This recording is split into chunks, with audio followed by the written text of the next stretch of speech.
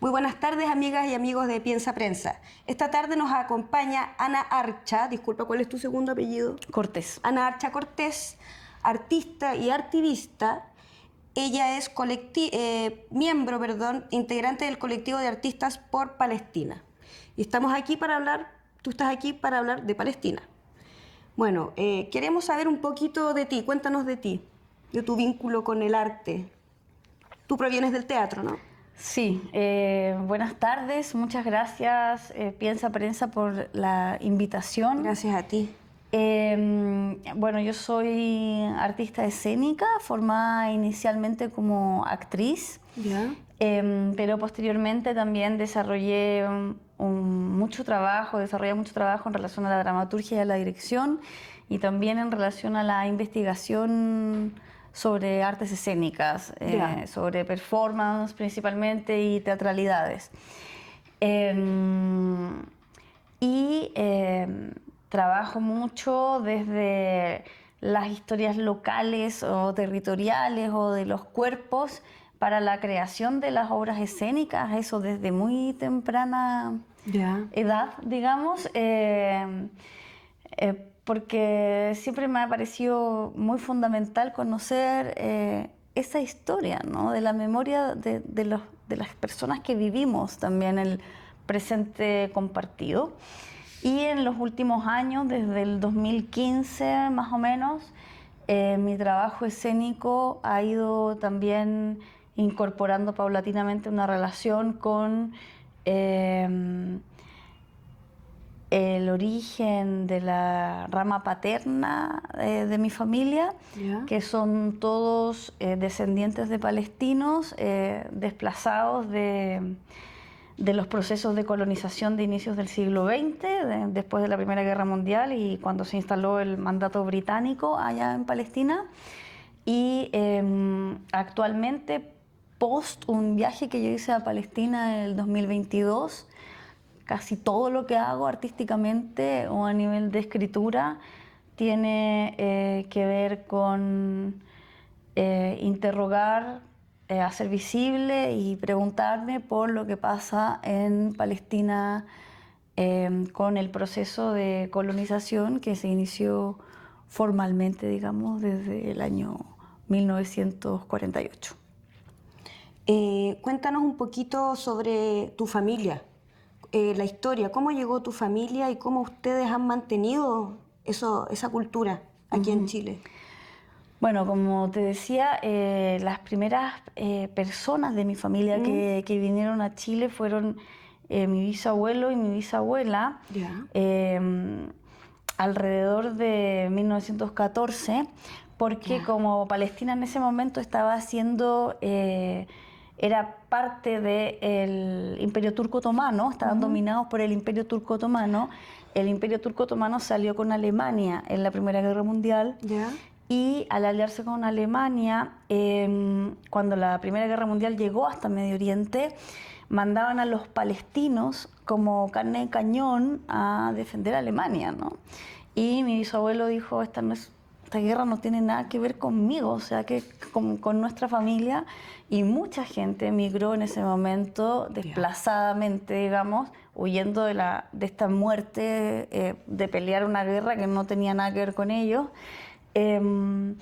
a América y muchos a Chile, ¿no? Como se sabe que acá en Chile existe una colonia palestina muy grande. Muchos migrantes. Sí, hay una gran parte de esa colonia que llegó en ese momento y la otra gran parte que llegó fue después en el 48. Y mi bisabuelo viene a Chile, se instala en el sur porque un primo de él había llegado un poquitito antes. Se casa acá en Chile con otra persona que había venido desplazada, mi bisabuela, y tienen sus primeros hijos y deciden volver a Palestina. Y se devuelven a Palestina como en la década del 20. Viven un par de años allá con sus primeros hijos, nacen otros hijos más. Mi abuelo era pequeño en ese momento y vivió varios años en ese periodo en Beyala, que es de donde ellos son.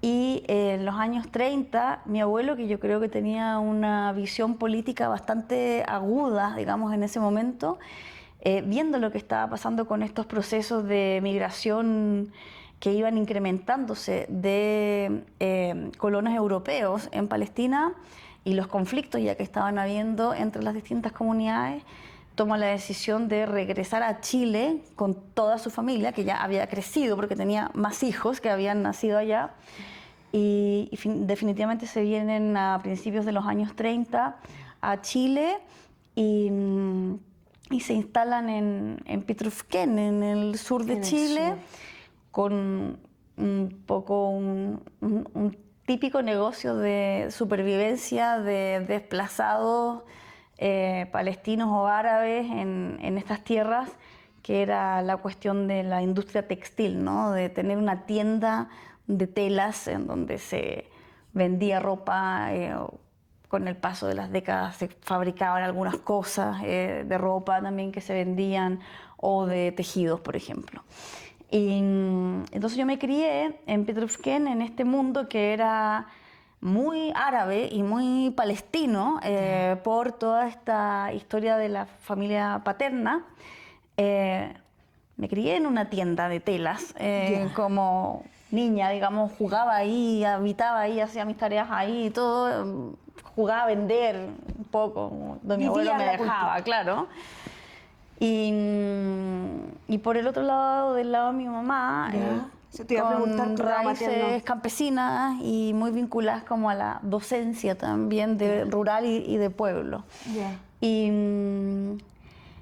en el lado de lo palestino, las otras cuestiones, además de esta forma de sobrevivencia tan típica de los desplazados palestinos en Chile, se mantenían todas las cuestiones como las comidas, la escucha de música, sobre todo mi abuelo, algunas fiestas familiares. Las hacía mi familia con los vestuarios tradicionales, por ejemplo, o algunas de las fiestas que tenían que ver con ritos como muerte o matrimonio. No se hacían por la iglesia del pueblo, sino que se hacían a través de la iglesia ortodoxa rusa, porque en Palestina, como algunos o muchos de ustedes sabrán, en Belén y Jerusalén y en algunos de los pueblos y territorios alrededor de esas ciudades confluyen tres religiones muy importantes para la historia de la humanidad, ¿no? El Islam, el judaísmo y el cristianismo, pero no todos los cristianos son católicos. De hecho, allá la mayoría pertenecen a la iglesia ortodoxa rusa, o sea, a la rama Bizancio o Constantinopla de la iglesia, cuando se dividió eso entre Roma y Bizancio, ¿no? Entonces mi familia eran de esa iglesia, pero en el pueblo obviamente no había esa iglesia, entonces... Bizantino, ¿no? Claro, los ortodoxos, del lado ruso, digamos. Y esas ritualidades como funerales o matrimonios o bautizos se hacían por esa iglesia. Entonces el cura de la iglesia ortodoxa de acá de Santiago viajaba al sur para poder hacer el rito, y tiene algunas cuestiones similares a la iglesia católica porque es cristianismo, pero hay cuestiones que cambian también, como sobre todo o sea, en las maneras de entender las escrituras, y también en la manera de la ritualidad, de cómo eso se materializa. Por ejemplo, yo cuando era chica siempre me llamaba la atención que la cuestión de los funerales por esa iglesia obviamente tiene la pena y el dolor del familiar que parte, pero al mismo tiempo eso se sostiene con una ritualidad paralela que hace que todo sea un poco más llevadero, porque siempre durante todo el velorio y pos el funeral, en la cultura árabe de mi familia y en la cultura árabe que yo conozco, además se tomaba café todo el rato y se comía una comida típica que ahora se me olvidó el nombre, que se come para los funerales, que es arroz con cordero. Y ¿tú recuerdas eso? Eso es así, hasta el día de hoy, cuando fallece alguien en mi familia árabe. y es porque la cultura árabe genera esa ritualidad en torno también al rito de la muerte. Entonces, obviamente hay pena y dolor, pero también hay este espacio de comunión y de comer juntos que es muy... tiene un punto un poco festivo, ¿no? O sea, tiene un punto de la vida sigue, ¿no? La vida continúa y la vida se sostiene también acompañando el rito de la muerte, pero también acompañando el rito de que nos cuidamos y nos alimentamos juntos y estamos en esta parte, estamos igual bien juntos.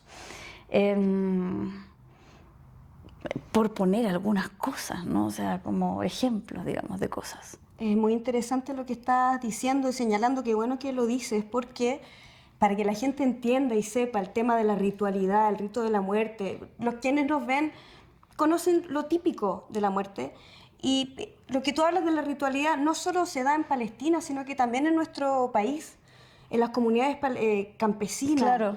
En el sur de Chile, tú misma mencionabas que tus familiares llegaron. Qué interesante cómo se debe haber dado ese hibridismo cultural, por decirlo de alguna manera, en donde esta cultura se traslada y también se mezcla con lo que ya está acá, con culturas campesinas que también tienen esos mismos modos también de vivir la muerte, del rito. Muy interesante eso que dices y que cómo tú lo recuerdas también.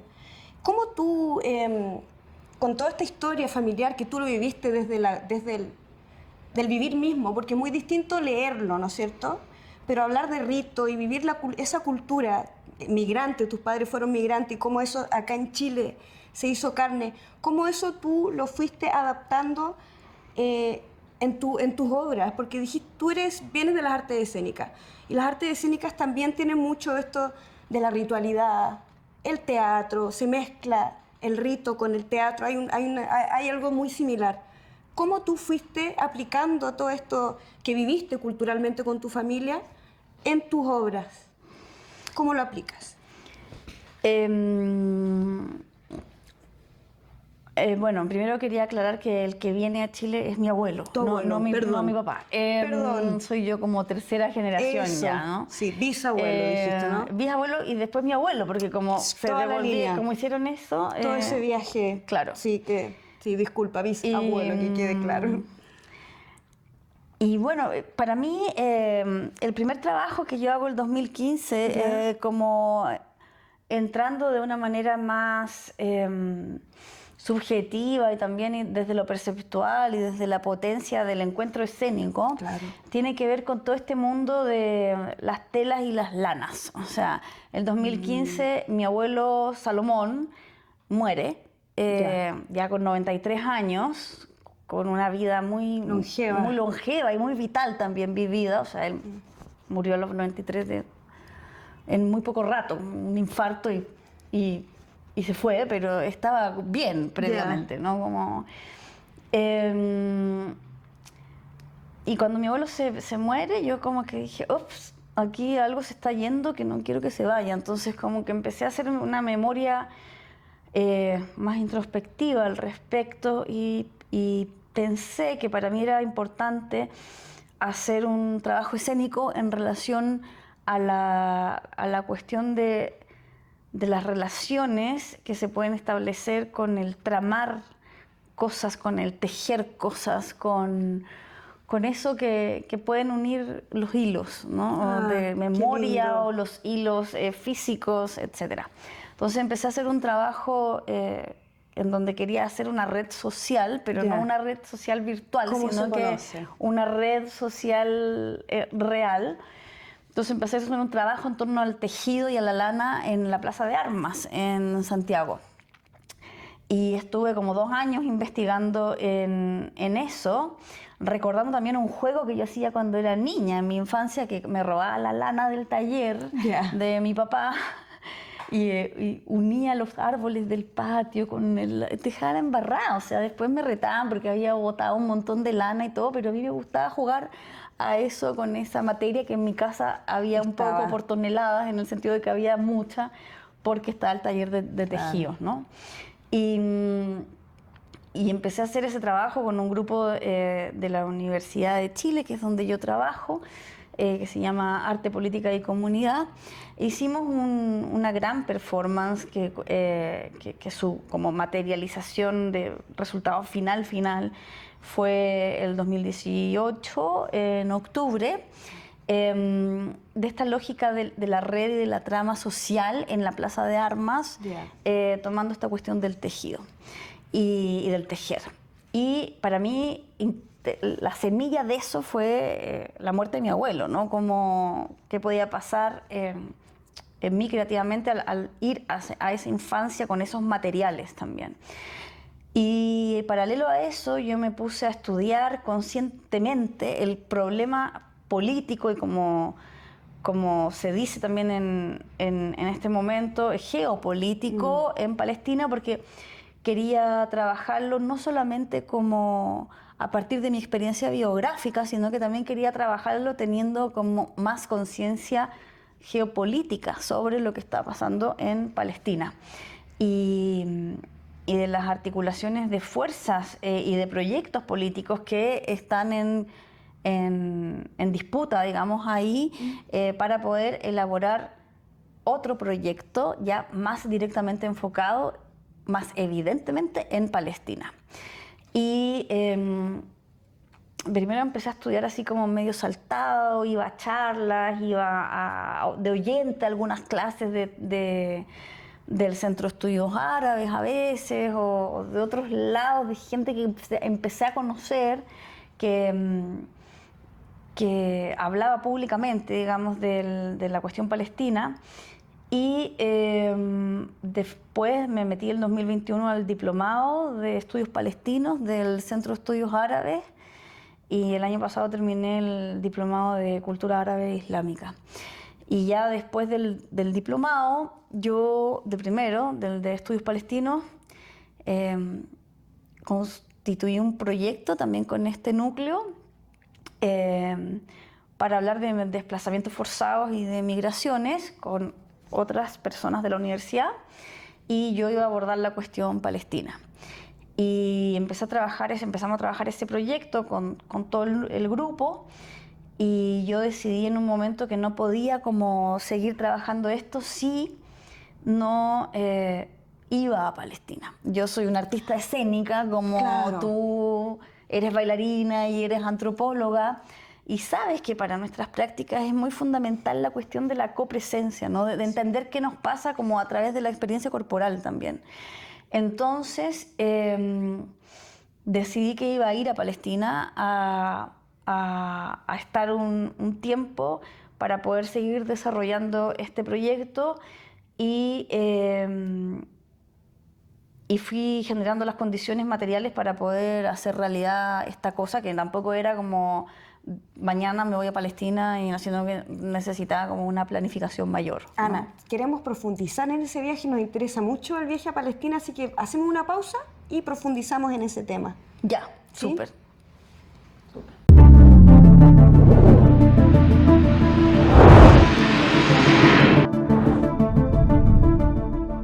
Retomamos nuestra entrevista con Ana Archa, quien es artista activista con ascendencia palestina.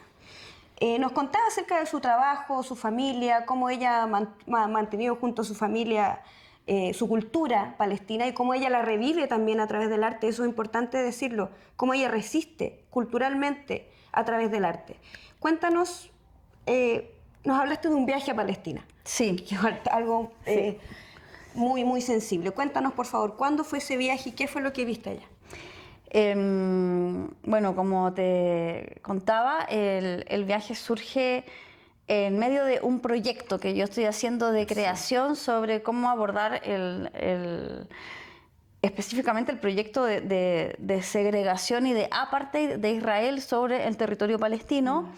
Y en ese momento que yo ya estoy estudiando teóricamente, también me metí a estudiar canto árabe con una amiga siria que canta impresionantemente bien. Ella es árabe parlante desde bebé, digamos, toda su familia son sirios y libaneses. Elizabeth se llama ella. Y organizo este viaje porque sentía que que para mí es muy difícil hablar de algo si es que no lo conozco de una manera más directa. También porque el trabajo que yo he hecho escénicamente está muy ligado a la performance, ¿no? Entonces, en la performance se trabaja mucho en la relación arte y vida, ¿no? No hago obras de cualquier tema, hago obras de cuestiones que están vinculadas también a mi vida, que atraviesan mi propia vida, ¿no?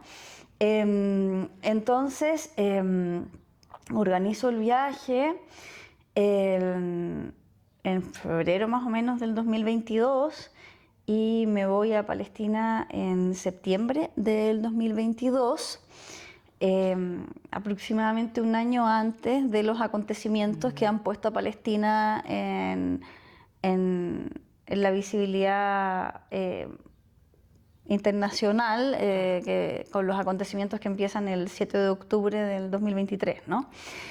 Entonces voy, organizo el viaje, pedí permiso sin sueldo en la universidad, todo para ir así tranquila, ¿cachai? Claro. Como, porque yo decía, el tremendo viaje y no voy a ir una semana, o sea, así como hacer un tour rapidísimo a ver rápido cómo es.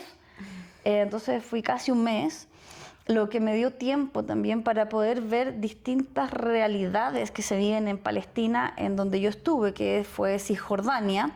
Yo no estuve en la Franja de Gaza, porque no era fácil entrar a la Franja de Gaza. O sea, en la Franja de Gaza, como muchos de ustedes ya conocen, era un territorio palestino que está totalmente controlado en su acceso por el ejército de Israel. Entonces tú no puedes y decir voy a ir a Gaza, vas a Gaza, sales de Gaza, no es así. Tienes que tener tenías que tener unos permisos especiales para entrar, que yo no tenía en ese momento.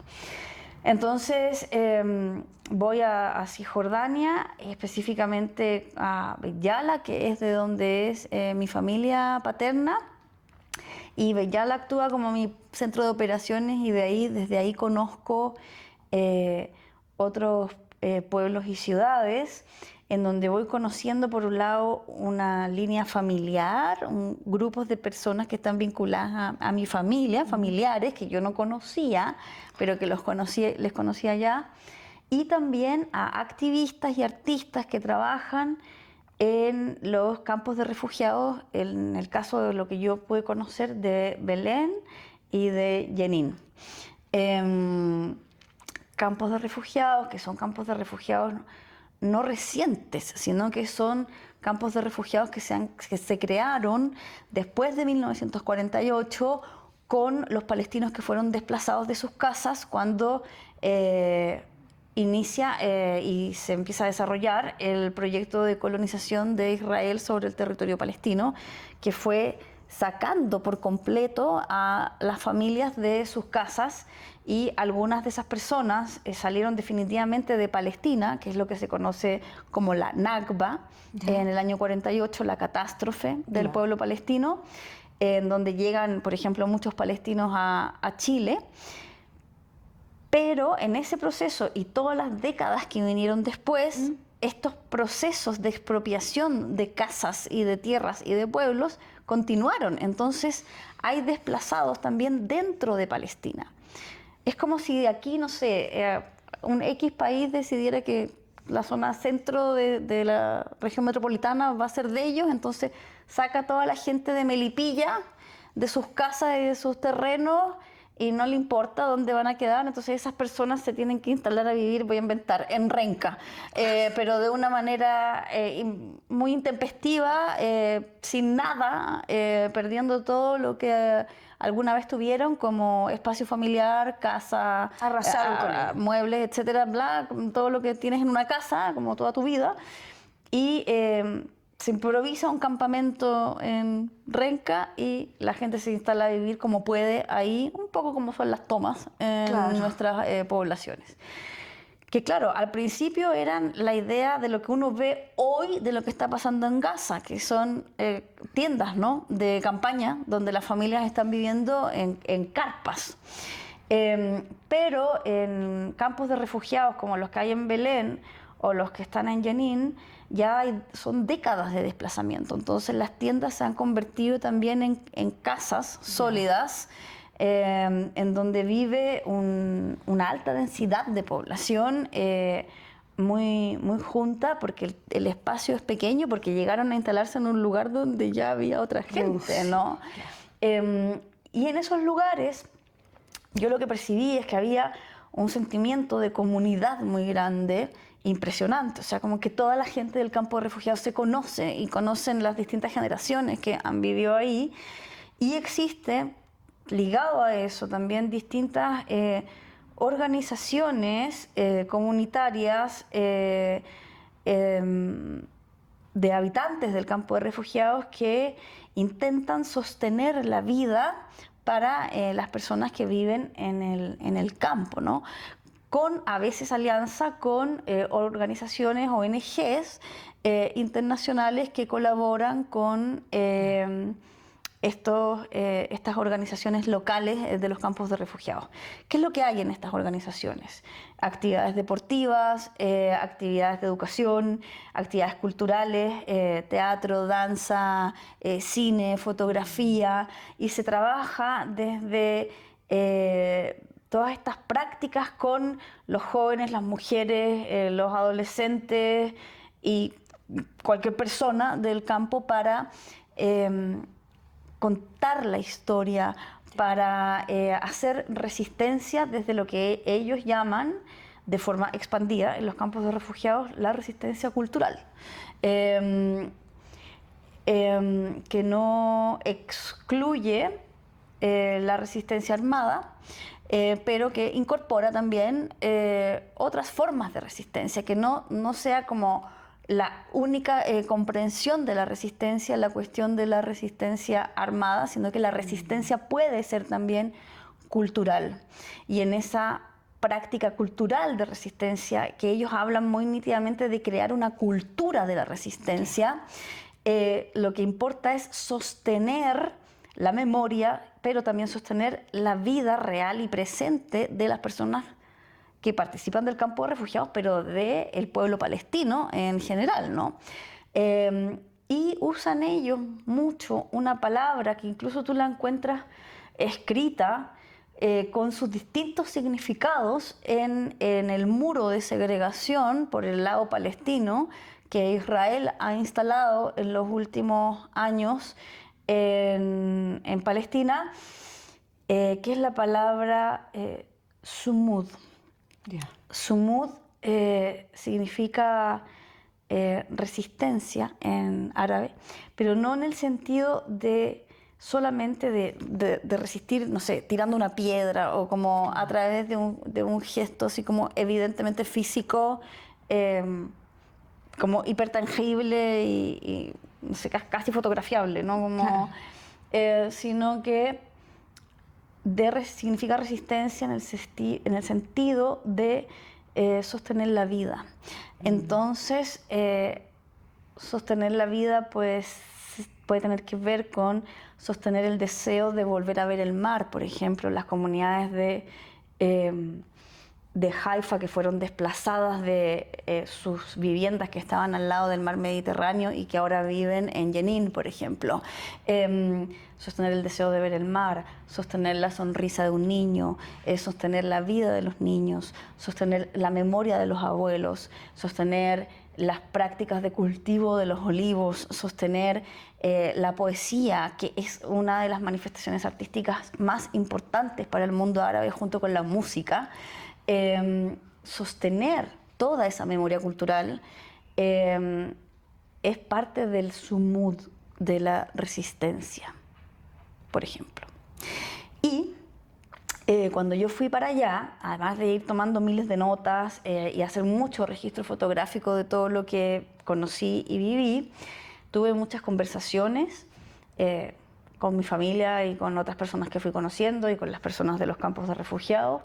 Estoy muy agradecida de todas esas personas que me ayudaron, que me escucharon, que quisieron conversar conmigo, que me guiaron en el territorio, que me llevaron a lugares para conocer, que me fueron haciendo una traducción, ¿no?, de la vida de allá.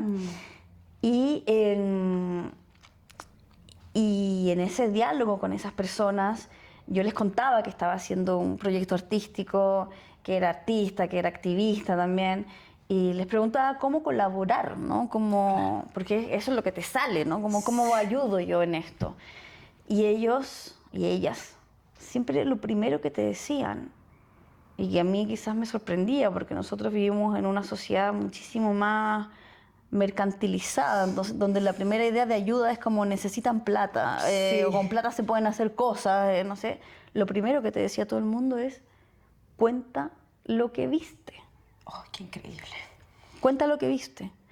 Porque nosotros hacemos todo lo que podemos para que el mundo sepa lo que pasa acá en Palestina, pero no es suficiente todavía. Porque si fuera suficiente, esto se habría detenido, no seguiría pasando. Entonces, lo primero que puedes hacer tú, post tu viaje, es contar lo que viste, que otra gente sepa cómo vivimos, lo que estamos haciendo, cómo estamos resistiendo, cómo es el proceso de colonización, de racismo y de militarización que el Estado de Israel impone sobre el pueblo palestino en un genocidio que desde mi perspectiva se ha intensificado desde el 7 de octubre del 2023, pero que inició por lo menos en 1948. Entonces, cuando yo volví a Chile, lo que decidí hacer rapidísimamente, digamos, fue hacerme cargo de esto que me habían dicho, de contar lo que había visto. Y como había estado escribiendo unos textos como columna, crónica de viaje, articulé esos textos como si fuera un gran monólogo, y creé, junto con Andrea Giadach, que es una directora de teatro y actriz también, creamos juntas un trabajo que es una conferencia teatralizada, o sea, como que parte como una conferencia, pero se empieza a convertir como en teatro, que se llama Palestina Irreversible, Palestina Inexistente, Sonidos para la Resistencia y la Reexistencia. Y escribí eso en, no sé, 1 mes y medio o 2 meses, como que me salió todo muy rápido y muy urgente a la vuelta del viaje. Y incorporé algunos materiales que tenía del proceso de creación anterior al viaje que yo estaba haciendo, y generamos un estreno de este trabajo, una primera presentación en marzo del 2023 en el Teatro Nacional Chileno, que nos apoyó en hacer esta presentación cuando entendieron y descubrieron también como lo que estaba haciendo yo cuando estaba en Palestina, que justo el director del teatro me llama y le digo, no te puedo contestar, estoy en Palestina. Y me dice, ¿qué? Bueno, a la vuelta hablamos a ver qué es lo que estaba haciendo allá, y bueno, a la vuelta le conté todo el proyecto del que estaba después trabajando con la Andrea, y surgió la posibilidad de mostrarlo ahí. Y hicimos nosotras, paralelo a eso, estábamos creando un ciclo de teatro palestino que queríamos hacer el 2023 también, en mayo, para la conmemoración de los 75 años de la Nakba. Entonces se juntó un poco todo eso, el proyecto este de la conferencia teatralizada de Palestina Irreversible, junto con este ciclo de lecturas de este ciclo de lecturas de teatro palestino. Y esto sucede todo antes del 7 de octubre del 2023, justo un par de meses antes, ¿no? Bueno, todas estas actividades, el ciclo de teatro palestino y la conferencia teatralizada sobre el viaje, a partir del viaje, se hace antes del 7 de octubre, cuando todo el mundo, digamos, se hace consciente por esos días de lo que está pasando en Palestina a propósito del acto de legítima resistencia que Hamás ejecuta y organiza, de legítima resistencia a una ocupación colonial que tiene cualquier pueblo, y nos encuentra a nosotras como muy conectadas con todo lo que estaba pasando en Palestina por todo esto que habíamos hecho. Las obras que habíamos hecho en el ciclo eran de autores palestinos y autoras palestinas, entonces habíamos estado hablando mucho con allá, yo había ido, estaba haciendo el trabajo de la conferencia, entonces estábamos muy conectadas y desde el 7 de octubre nuestra agrupación, que se llama Artistas por Palestina y se sigue llamando así, entra en una vorágine muy alta de demanda de participación también en actos de activismo político, ¿no? De visibilizar lo que Israel hace permanentemente sobre el pueblo palestino, pero en intensificación sobre el pueblo gazatí en este momento, en el año y un poco más que va ya de lo que podemos denominar sin duda alguna un genocidio. Genocidio con todas sus... Entonces, hemos seguido haciendo muchas actividades más breves de ese corte, ¿no? Como de activismo artístico, donde de repente trabajamos con un texto o con un poema y una sonoridad, etc. Y lo último que hemos hecho como artistas por Palestina es una performance sonora que hicimos por el centro de Santiago 2 veces ya este año, en mayo para los 76 años de la Nakba, de la catástrofe, en donde lo que hicimos fue en un coro de mujeres y hombres, recuperamos una canción antigua, palestina. ¿Tradicional? Tradicional en cierto sentido, tradicional de la violencia del colonialismo sobre el territorio, podríamos decir, porque es una canción que las mujeres palestinas cantaban a los presos políticos cuando se instala el mandato británico en 1920 en Palestina. Entonces, alrededor de los años 20. Y nos aprendimos esa canción con Elizabeth, que es esta cantante que te comenté antes, y creamos un coro que funciona activándose por la ciudad, por el espacio público. ¿Por qué queríamos hacer esto? Para hacer visible y audible a un público que no estuviese necesariamente sensibilizado con la cuestión palestina, a un público no convencido, como puede ser el público de la calle en Santiago, que no sabemos qué piensan, ¿no?, de todo esto que está pasando, poder aproximarnos a ellos desde una manifestación vital para la cultura árabe y palestina, que es el canto, mostrando también que las y los palestinos no son solo esa imagen cliché que Occidente construye de las y los palestinos, que es esta imagen de que son todos terroristas, los hombres, todas reprimidas las mujeres, y un pueblo, digamos, salvaje que solo sabe ser eso o víctima también. Porque con lo que está pasando ahora pareciera también que el pueblo palestino solo es víctima. Y yo que estuve allá puedo dar fe y certeza de que el pueblo palestino sí está siendo víctima de un acto de colonialismo y de genocidio radical y real, pero al mismo tiempo no es solo víctima, es un pueblo muy fuerte y muy resistente, y es un pueblo que está luchando día a día por su derecho a la vida. Y el derecho a la vida es un derecho del pueblo palestino porque es un derecho humano. El derecho a la vida es un derecho de toda la existencia humana. Y para nosotras es importante hacer visible al pueblo árabe y específicamente al pueblo palestino como un pueblo con derecho a la vida y un pueblo que hace cosas que no son ser solo víctima, ni solo terrorista, ni solo mujeres reprimidas, porque esos son estereotipos creados por Occidente respecto de lo que es el mundo árabe y lo que son los pueblos árabes y el pueblo palestino. La canción deambula por el centro de Santiago, somos aproximadamente 20 personas las que cantamos sin ningún instrumento, pero las voces todas juntas se escuchan porque es un coro, ¿no? Y es muy hermoso lo que pasa porque la mayoría de la gente en el centro de Santiago no ha escuchado el árabe mucho, ¿no? O casi nada. Entonces se quedan atentos por lo extraño que es para ellos también Exótico. Escuchar. Claro, no me gusta esa palabra exótico, pero Exotismo, claro. el exotismo, es lo que ha hecho Occidente, exotizar, a eso me refiero. Claro. Sí.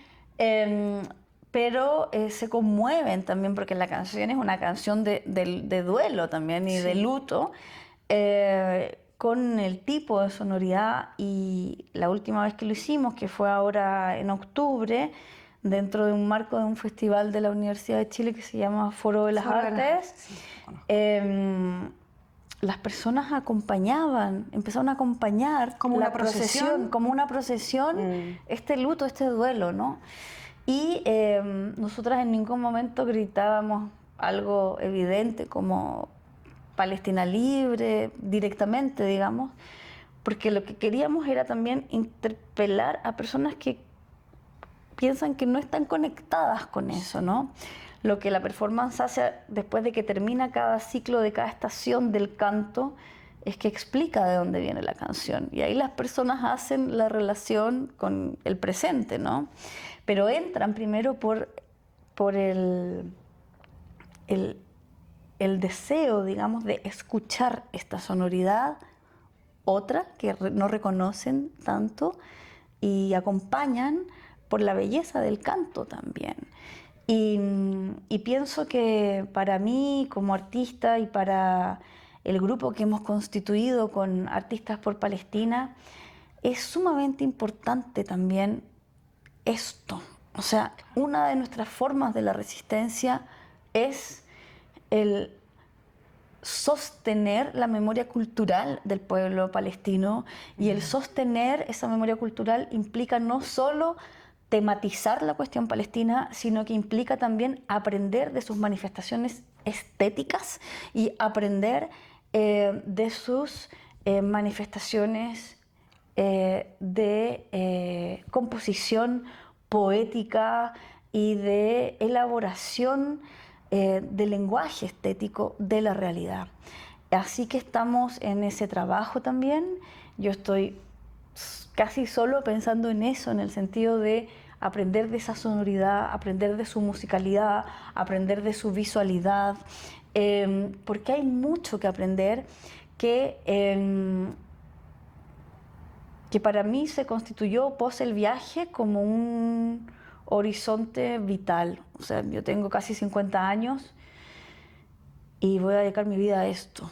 Sé a dónde voy en ese sentido, porque no tengo otra vida, yo soy totalmente atea, así que no creo que tenga otra vida para hacer las cosas. Claro, en esta vida. Y sé cuál es la vida que quiero sostener también. Entonces estoy en ese proceso de trabajo y van a ir cambiando quizás las formas de la manifestación artística, escénica. No va a ser siempre un canto, ¿no? Claro. Pero el aprendizaje, digamos, ético-estético está en ese lugar para mí. Y es muy hermoso vivirlo así también en este momento de la vida, que no soy ya una jovencita, digamos, sino que estoy en una edad mediana, no sé cómo decirlo. Porque llego también a eso con una serenidad que me permite como ir haciendo decantar lo que realmente importa mantener visible, creo, o me importa mantener visible de esto. Algo así creo que puedo decir ahora. Gracias, Ana. Qué importante, qué relevante lo que estás diciendo, porque justamente los lenguajes artísticos, la teatralidad, ayuda a estos temas que son de la vida, que tienen que ver con la vida, cómo vinculamos el arte con la vida finalmente, y podemos ayudar desde el arte a esta violencia tan tremenda que se está viviendo. Gracias por transmitir esto y nos gustaría saber, porque por lo mismo que tú dices, tú estás transmitiendo un mensaje. Me imagino que también quisieras que otras personas que nos están viendo se sumaran a tu movimiento o a algo, a alguien que no sepa de ti. ¿Dónde las personas pueden seguirte si tú haces convocatorias de este tipo de ritualidades, de performance en el espacio público, donde ellos puedan conectarse contigo? Si es que quisieras, aquí está el espacio para que lo puedas comunicar. Bueno, quería agregar una cosa chiquitita, Sí. si es que se puede, como... Claro. En todo este viaje, esta conciencia de esta violencia colonial, de también estas manifestaciones estéticas, es súper interesante también poder ver cómo ese allá de Medio Oriente, de Palestina, se conecta con acá, de América Sí. Latina y de Chile. Sí. Y eso es algo que también hacemos visible en el trabajo que estamos desarrollando, tanto en la conferencia como en la escritura, como en el canto y en la performance esa. Y pienso que es súper importante también para nosotras, para mí, hablo en plural porque hablo a veces por artistas por Palestina, invitar a las personas a pensar en eso, ¿no? Lo que está pasando en Palestina no está lejos de acá. Y el modelo de ejercicio del poder que Israel está experimentando sobre el pueblo palestino es un modelo que otros países no solamente avalan, sino que imitan e imitarán en el futuro si esto no tiene en algún momento una detención, ¿no?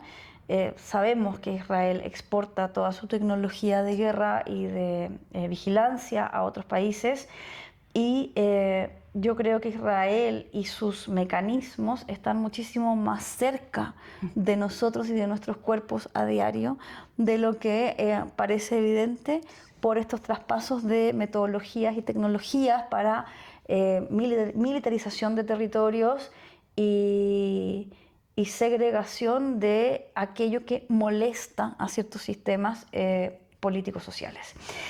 Dicho eso, y para responder a tu pregunta, nosotras tenemos un Instagram que se llama Artistas por Palestina. Artista por Y Palestina. ahí vamos siempre publicitando lo que vamos haciendo en relación a nuestro trabajo de arte y activismo. Yo también tengo un Instagram que es Ana Al-Arja en el Instagram, Al-Arja, que es como se dice mi apellido en árabe. Y próximamente vamos a hacer un fragmento de la conferencia teatralizada de Palestina Irreversible, martes 19 a las 5:30 en la plataforma cultural Juan Gómez Millas, que queda en Avenida Grecia 3401. Vamos a presentar un fragmento de este trabajo de Palestina Irreversible dentro de un marco de un encuentro de prácticas docentes y feministas. Así que ahí nos podemos encontrar, pueden conocer el trabajo, conocer algo de esas historias que a mí me pidieron que se contaran acá. Y también pueden encontrar por estos días y en las próximas semanas también en distintas librerías de Santiago este libro que se lanzó hace aproximadamente un mes, que se llama Palestina entre colonialismo y resistencia, que lo editó el profesor Rodrigo Carmi, que es filósofo y que nos invitó a escribir a distintas personas del arte, del activismo o de la filosofía y los movimientos políticos que están trabajando también en relación a Palestina. Y es un libro que yo creo que es muy interesante porque es pequeño, es delgadito, ¿no? Pero es un libro de difusión que yo creo que entrega como la información básica y fundamental que es necesario conocer en este momento para pensar en la cuestión palestina en este momento. Lo editó Pehuen y les invito a buscarlo y a adquirirlo también como para poder conocer más de lo que pasa en Palestina, tanto a nivel cultural como de reflexión política actual, porque está hecho de una manera muy asequible a cualquier persona que nunca quizás haya antes pensado en esto y quiera saber un poco más.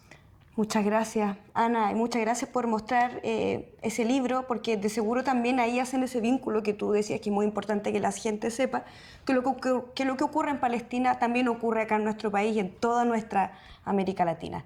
Reiteramos tu presencia aquí, muchas gracias por transmitir ese mensaje que te dijeron a ti que transmitieras. Eso haremos nosotros, y quedas invitada para cualquier otra vez que quieras acompañarnos y seguir transmitiendo este mensaje tan urgente de decir. Muchas gracias, Ana. Muchas gracias, Vale, y muchas gracias al programa también. Muchas gracias, nos vemos. Sigan todas nuestras redes. Hasta pronto.